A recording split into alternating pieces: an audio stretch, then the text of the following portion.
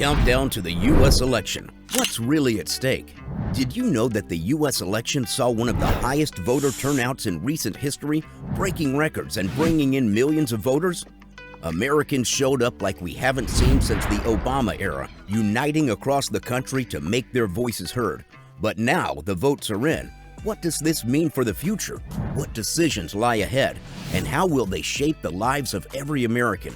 In this video, we'll dive into the stakes, the challenges, and the opportunities that could define the years to come. The U.S. election is finally over, and wow, what a turnout! This wasn't just about picking a new president, it was a defining moment for America's future. So, what were the big issues that had everyone so fired up? And how will the results affect people from all walks of life and generations to come? Whether you were pro-Democrat or pro-Republican, Team Harris, or a Trump supporter, you would admit that people really showed up this time. From first-time voters to those who have been voting for decades, the energy was high across the board. So, what drove this wave of enthusiasm?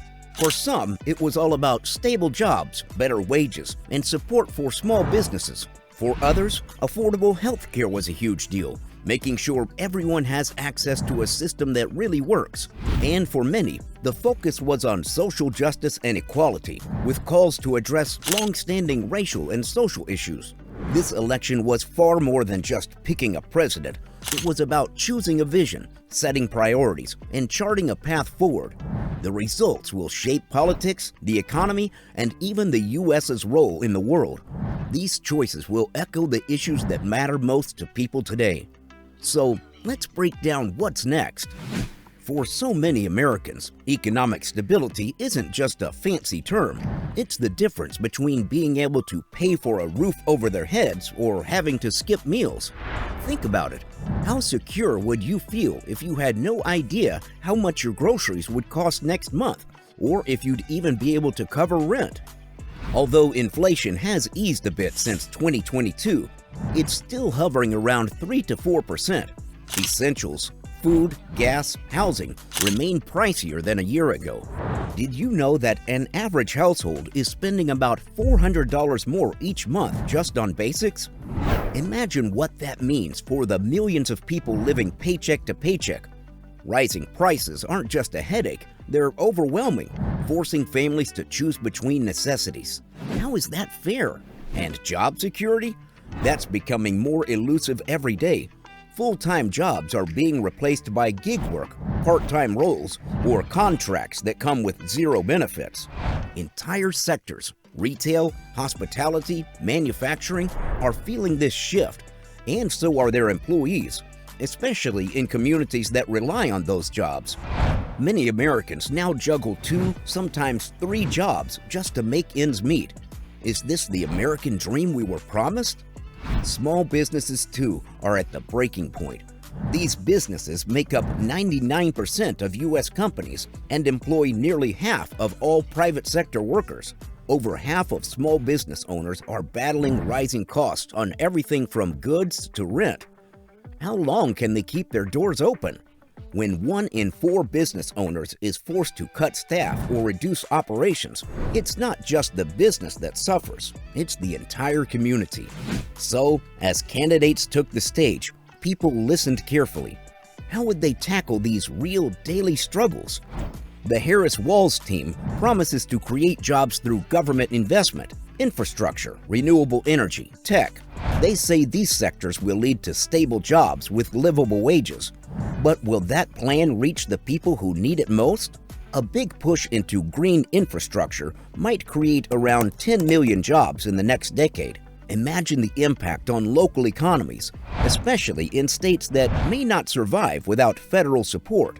Trump, on the other hand, pushes for cutting corporate taxes and rolling back regulations to ease business expansion.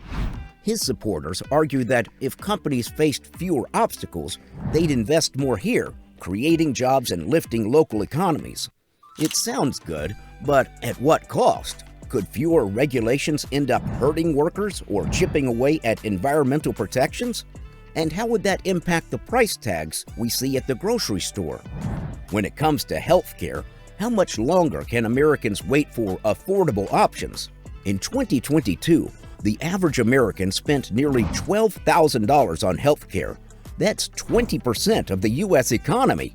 Now, picture a senior who's worked their entire life in public service, unable to afford basic medication. How did we get here? We finally beat Medicare.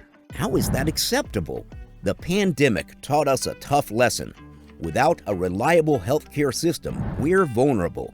Both candidates talk about different visions, with some leading toward broader coverage, maybe even universal healthcare. But can we really afford to wait for politicians to debate over our health and well-being on TV? For millions of Americans, healthcare is more than just a policy debate. It's life or death. It's about staying healthy, being able to go to the doctor without fear of financial ruin, and having peace of mind. And the president we elect next will have the power to shape those policies, to either help families break free from crushing medical debt or leave them struggling to get by. What kind of future do we want to create? With the current president of America taking the seat in the Oval Office, where exactly does it place America on the global stage?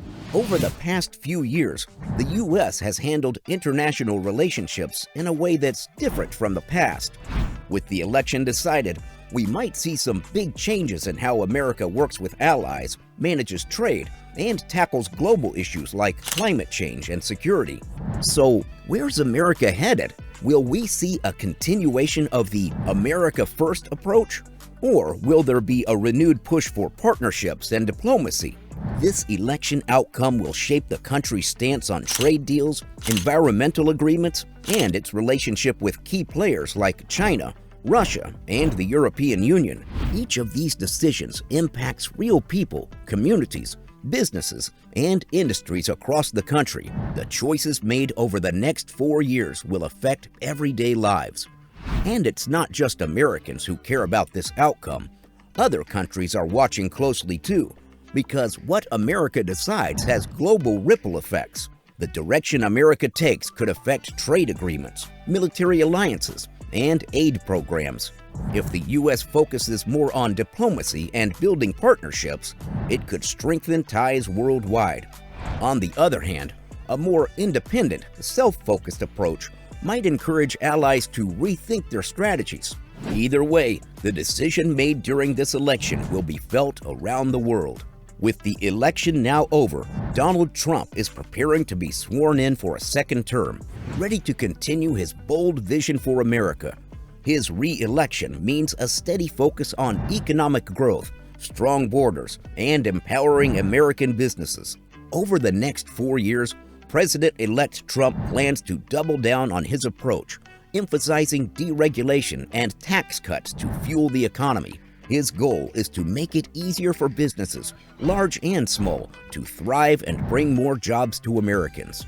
He's also committed to supporting traditional industries, ensuring they remain competitive and resilient. Now, one thing that's got people talking is how Trump's leadership could shape America's unity.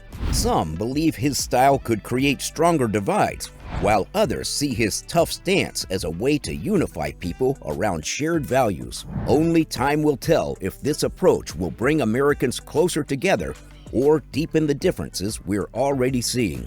The future of the nation is at stake, and America has chosen someone who can restore its former glory. No matter who's in office, our voices, actions, and willingness to come together will shape the future. Who do you think deserves to be in the Oval Office? The one who won or the one who got away? Let us know your thoughts in the comments. Don't forget to like and subscribe for more.